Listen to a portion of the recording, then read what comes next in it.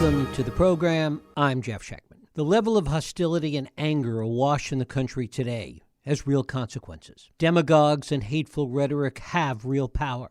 And while some argue that such rage burns white hot and then dies out, as history tells us, what happens while it's burning hurts people. When Donald Trump rode down the escalator and attacked Mexicans and immigrants, it mattered. We saw corresponding levels of violence. After 9/11, George Bush worked overtime to try and divert hate against Muslim Americans because we immediately started to see a seething anger. It's no different, really, when we see protesters in other countries attacking America, burning the American flag, and taking Americans hostage. In a world moving at the speed of light, tribalism and hatred for the other, for those that are different, is everywhere, even in a small Kansas town. And that's the story we're going to talk about today with my guest, Dick Lehr. Dick Lehr is a professor of journalism at Boston University. He's a former reporter at the Boston Globe, where he won numerous awards and was a Pulitzer Prize finalist for investigative reporting. He's the author of 6 award-winning works of nonfiction, and his latest is White Hot Hate, a true story of domestic terrorism in America's heartland. It is my pleasure to welcome Dick Lehr back to this program. Dick, thanks so much for joining us. Thank you, Jeff. Thanks for having me. Well, it's great to have you here. How did you first become aware of this story? You're in Boston. This took place in Kansas. How did it first come to your attention? Well, when it happened in 2016, there's several points in this story that became national news, in fact, international news. One was when the plot was the bomb plot to kill Somali refugees by some domestic terrorists in Garden City, Kansas. When that unraveled and arrests were made in late 2016, that was big news. But it kind of vanished in the news cycles. It's overtaken by other news events very quickly. In 2018, when the men went to trial, and then in 2019, when they were sentenced, again, there were these flashpoints in national news coverage and whatnot. So there was a vaguest recollection of all that. But in 2019, shortly after the sentencing, here in Belmont, which is right where I live, right outside of Boston, I just got lucky in a sense that this is certainly the kind of story, a timely story I'm attracted to. But I got lucky in the sense that I have a neighbor, a friend, who has a friend in Garden City, Kansas, where this horrific event unfolded. And he was traveling with a Somali refugee resident of Garden City, as well as a local Kansan who figures very prominently in the story. They had been to appear at a panel at Dartmouth College, and they were on their way home, and they made a pit stop at my neighbor's house. And they were in his living room, and he came across the street and knocked on my door, and I said, he knows I'm a writer. He knows the kinds of things that are important to me and what I want to write about. And he says, I got some people in my living room you might want to meet. And that's what began my journey into this story and then producing this book. And talk a little bit about the community in Kansas, in Garden City, where this took place. Sure. I mean, this is I've been out there before pre-COVID a bunch of times in order to do the on-the-ground reporting and research. And it's kind of mind-boggling in the sense that truly in the middle of virtually nowhere in southwest Kansas, you have what's been called a multicultural mecca. There are a couple of dozen languages spoken in the high school in this town of Garden City. It's got a history of being home to immigrants, dating back obviously with the Mexican Americans through the last century. But then in the 70s, there was a surge of Vietnamese immigrants coming to town with the fall of Saigon. And then into the early 20th century, immigrants from Somalia and other African nations who were fleeing their domestic strife. And the appeal and the attraction to Garden City, of all places, is work. There are these giant meatpacking plants, Tyson, for example, that surround the area, and they're looking for immigrant labor to fill their round-the-clock shifts. So word gets around in the immigrant world and refugee world, and it becomes a magnet. And the community has become, it's actually been in some ways studied by some Kansas sociologists who have coined the term multicultural mecca. and have watched as the population, the demographic has shifted from being 80-90% white, to the end of the last century into the early part of this century when it is now a majority minority community. And again, it's kind of eye-popping in the sense that in the surrounding regions, in the surrounding states, that is not the case in terms of the demographics. And this isn't far from where, for those that will remember, this isn't far from where In Cold Blood, the famous Truman Capote story, took place. Oh, I know. That's another wild coincidence, sort of echoing, in the background of this is, yes, Holcomb, Kansas is literally next door to Garden City. And so that's another kind of historical marker in connection with this. As the community changed, as the Somali refugees came in, talk a little bit about how the locals adapted to that initially. There's been, again, I've been there and I've been reading articles, read articles that by Kansas sociologists and anthropologists who are curious about this changing demographic. By and large, there's been what they've termed a quiet accommodation between old and new, a live and let live, get along and go along. Programs arose, the Catholic charities and whatnot, to help assimilate and settle the arriving refugees, whether it was, language courses or other cultural, accommodation courses and things like that. Into the school system at the high schools. There's all kinds of clubs that help, newcomers feel welcome and find a home here. Because so many in the recent decade or so, the immigrants have been Muslims from African nations. Companies like Tyson have done things like create prayer rooms, at the slaughterhouses, so that the workers can take breaks during the course of the day. They've made other accommodations to the Muslim religion, all part of making it an appealing destination for the newly arrival immigrants to this country. And what were the politics of this community like? It's a red state, and in many respects, locally that reflects that. Just in describing what I consider to be a welcoming humanitarian aspect to it, but it's also very much a gun culture, for example, in terms of politics. Strong belief in gun ownership and Second Amendment rights. That would be one thing I'd cite. Another would be just a wariness that you find in more conservative pockets and places around the country of the federal government, and not wanting the government to interfere with their personal and individual liberties. In ways that, were different than, say, 50, 100 years ago when the government was seen perhaps as a friend and a safety net. Those kinds of ideas are very prominent in that region.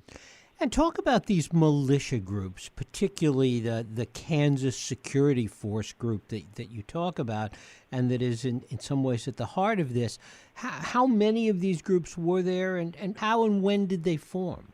Well, again, over the course of the last decade or so, and it's not unique to Kansas, there's been an alarming rise in white nationalism and far-right extremism, and a piece of that is a surge in the militia movements. All of this really accelerated for a number of factors during the Obama administrations, having the first black president in the history of the country, stoked by far-right media and whatnot, and then, come to 2016 by a presidential candidate by the name of Donald J. Trump, who promised to enact a Muslim ban if elected president. All these and other things are contributing factors to this, to a growing militia and extremist movement. And the Kansas Security Force was a militia that developed in Kansas. It had different divisions. The one that is germane to this story is the Southwest Kansas Division. It's a combination of people with a variety of conservative beliefs. I mean, you can't lump them all into one basket as being,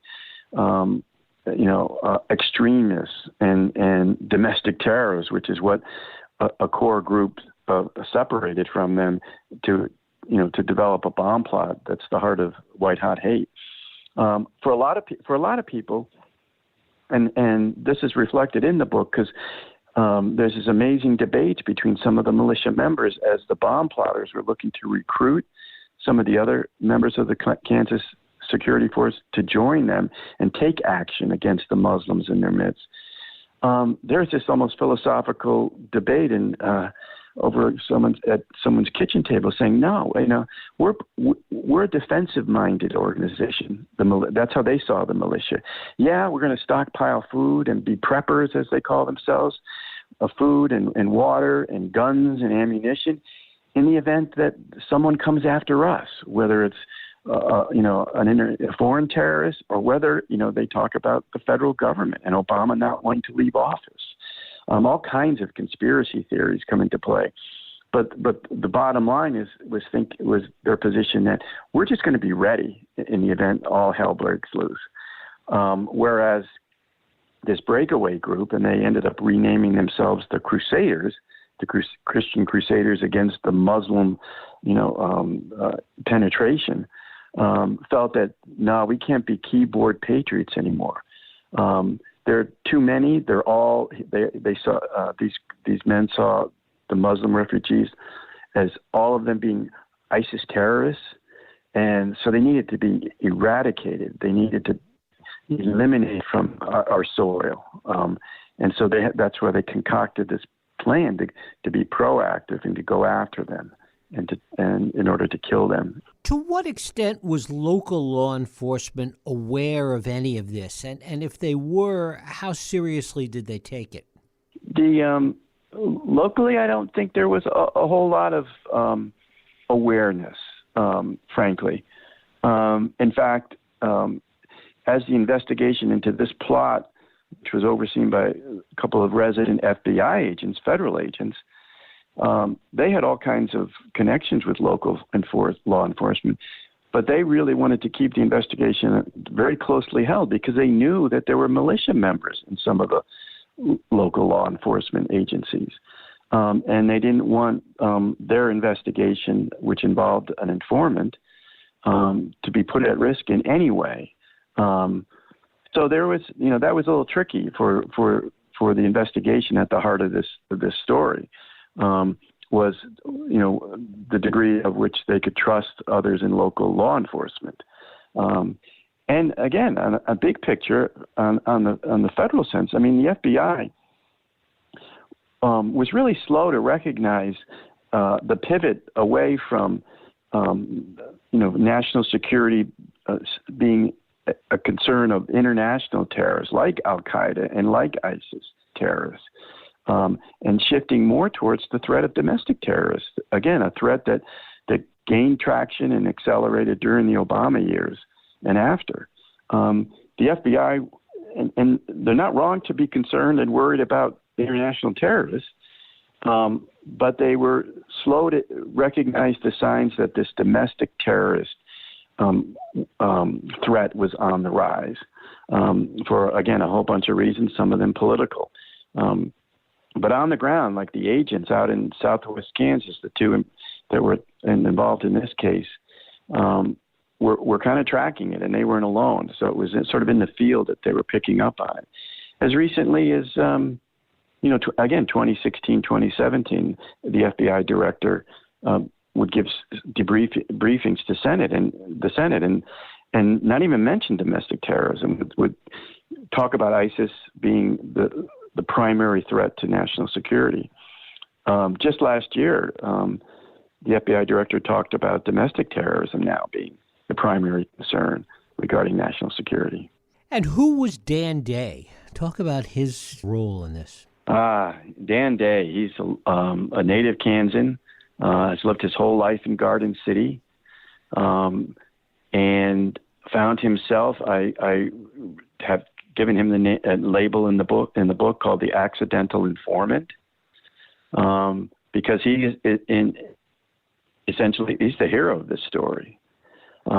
He found himself in a position in 2016 where the FBI came to him. They became aware of, militia activity in Garden City, militia recruiting, and they became aware that Dan Day had apparently shown an interest in a militia called the Three Percenters, which wasn't really, he'd gone to a cookout that was a recruiting cookout for the militia.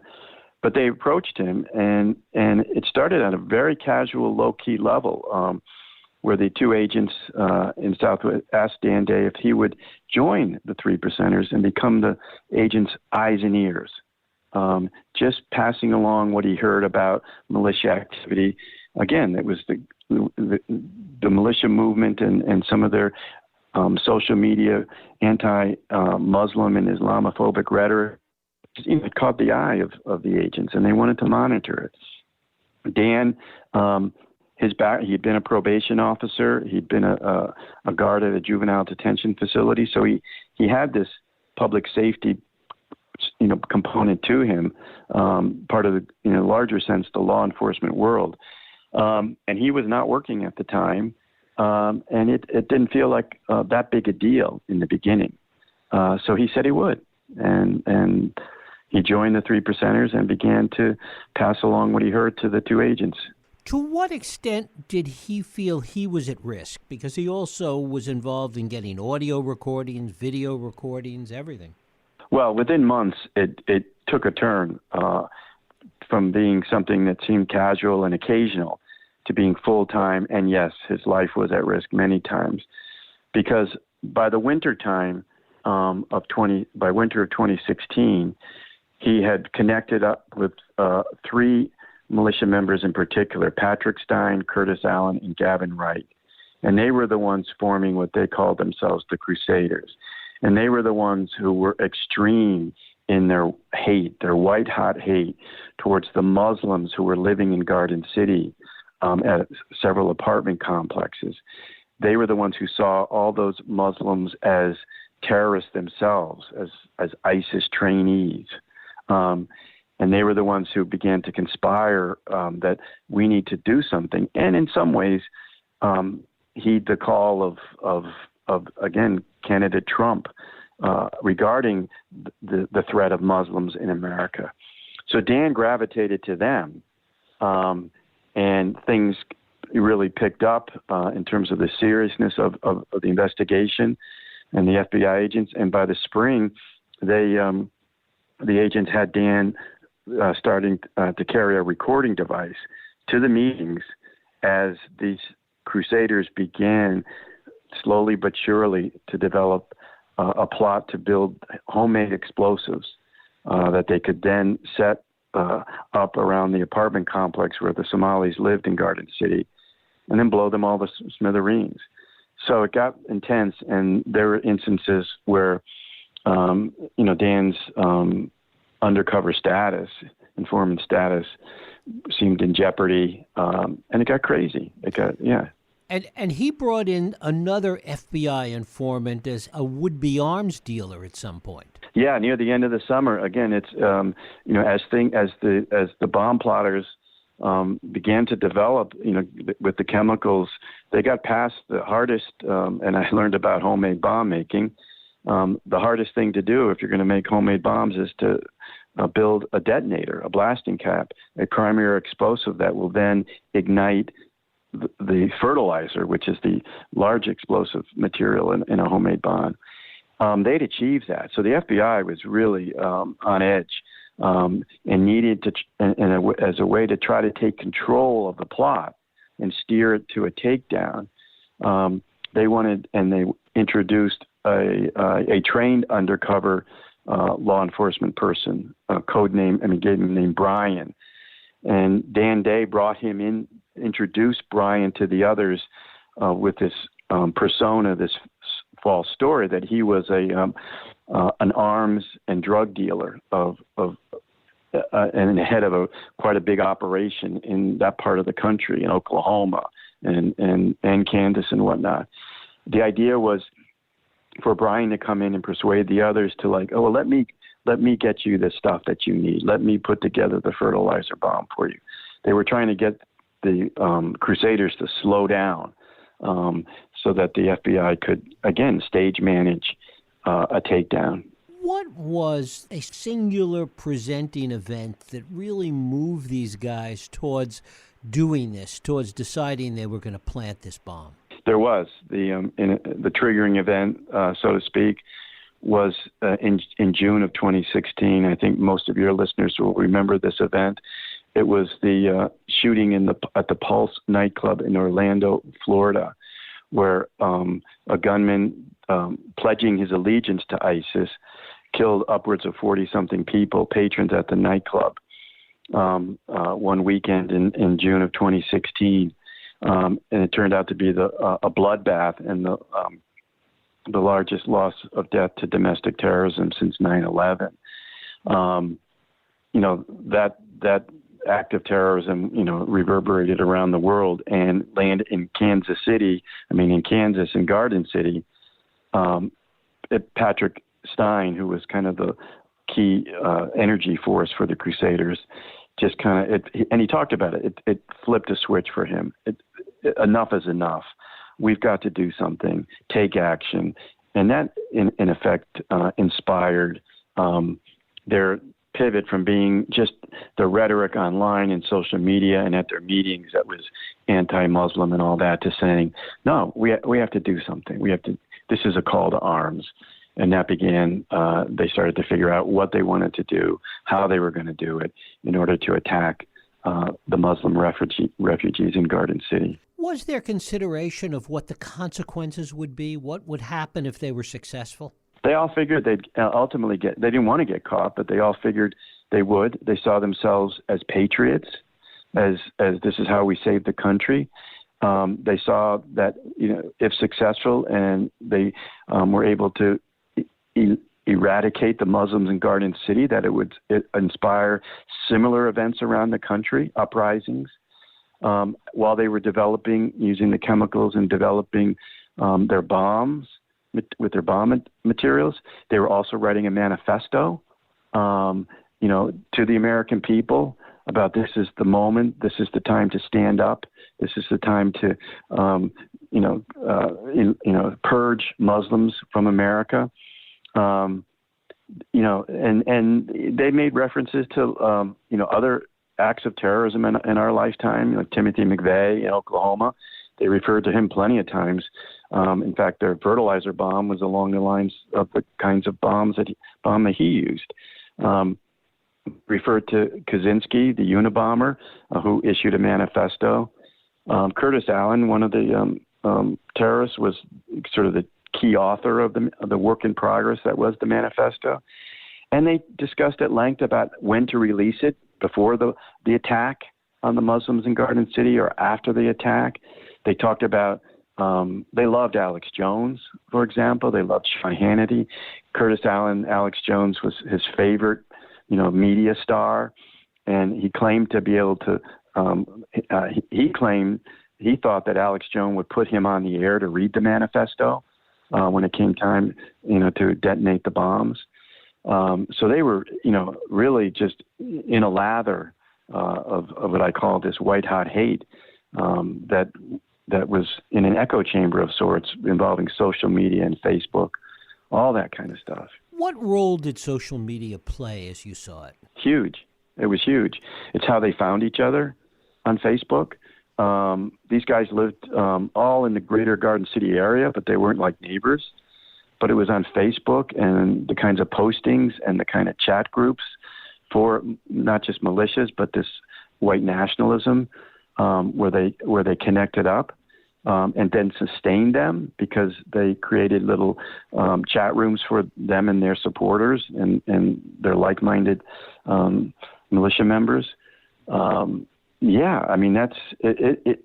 There's one of the themes is in the book is the role of social media, and especially Facebook, had in the evolution of this particular terrorist plan. What did you come away with in terms of your sense of how widespread these militia groups were and how pervasive this kind of thing still might be today? Well, I think there's a direct line between this event, which was prevented. The good news is the bombs didn't go off in 2016 to the takeover of the U.S. Capitol on last January 6th. In fact, Dan Day, who was the informant in this case after that happened last January, called me and said, "My God, if Stein and Curtis Allen and Gavin Wright weren't in prison right now, they would have been at the U.S. Capitol." I have no way of knowing, quantifying, but how large, this is out there, but it's out there. And what's revelatory, I think, about the story that's told in White Hot Hate is that it's an opportunity to see how something like this happens, the why, how it, in a really gritty, granular way, how a terrorist is made and evolves to the point where they're willing to take this kind of action against immigrants. We've unfortunately had plenty of cases of terrorism, domestic and international, in our country since 9/11. Most of them don't go to trial. They plead out and whatnot. This case did go to trial in 2018, and through the trial, it provided the storytelling resources and materials to really retell and reconstruct the drama and the events, that led to, to a potential, as one prosecutor said, if they had detonated the bombs, it would have been worse than Oklahoma City. It's a real cautionary tale on the one hand, but I also like to emphasize that it is an instance where the bombs didn't go off. So for me, in the end, that was a key draw, was to not only be able to go deep in this and the anatomy of a domestic terrorist conspiracy, but also it was a successful investigation that prevented a tragedy. So you move from this, this hate into justice that was achieved through the heroism of just an ordinary guy like Dan Day, to finally this sense of hope regarding, because, the bombs didn't go off, and you saw in the aftermath, after the men were arrested, a community that was kind of rallying, horrified. Somalis were horrified. Most of the Garden City residents were horrified, and rallying to say, no, this is not who we are, holding rallies, making it clear to the Somalis, who were freaked out, and many of them wanted to leave Garden City when they learned that these guys were going to try to blow them up, reassuring that, no, you are welcome here. You can call this home, and be our neighbors and whatnot. So there's that's a positive in my mind, a positive in an otherwise, jaw-dropping tale. And what was the result of the trial, and what was their defense? Okay, they were convicted for on counts of conspiracy to build weapons of mass destruction. Those were the formal charges, and they were convicted largely with their own words. Because of the secret recordings. I mean, they convicted themselves, and Dan Day had to testify for 5 days as well. And their defense was the defense that's often, and maybe I can't judge other instances, but have some merit. Their defense, it was entrapment. That Dan Day and the FBI set this whole thing up, and illegally entrapped them into doing what they wouldn't have done otherwise, if not for Dan Day and the FBI choreographing everything. That was their principal defense of entrapment. And the jury didn't buy it. They didn't take very long to come back with guilty convictions because, again, I think the strength of their own words captured on those recordings overcame any sense that there was any kind of government entrapment here. And finally, what happens with Dan Day, given that these groups and similar groups are still out there? Well, he's still living in Garden City. He certainly has gone through a lot. He's gotten death threats, especially in the beginning, late 2016 after the plot was exposed and the men were arrested. And he's suffered in other ways. I mean, he's always struggled financially and whatnot. But there was, a huge toll emotionally in terms of the stress, the impact on his family. But I mean, this is part of what makes Dan Day Dan Day. He just takes what comes. He did that before. This came into his life, and he continues to do it today. He's very religious, and he and his wife had lots of conversations about what he was doing as an informant and the risks he was taking. And his wife was reassuring and said, God has a plan. And they genuinely, truly believed all of that. Dick Lehr, his book is White Hot Hate, a true story of domestic terrorism in America's heartland. Dick, I thank you so much for spending time with us. Thank you, Jeff. It was a pleasure. Thank you.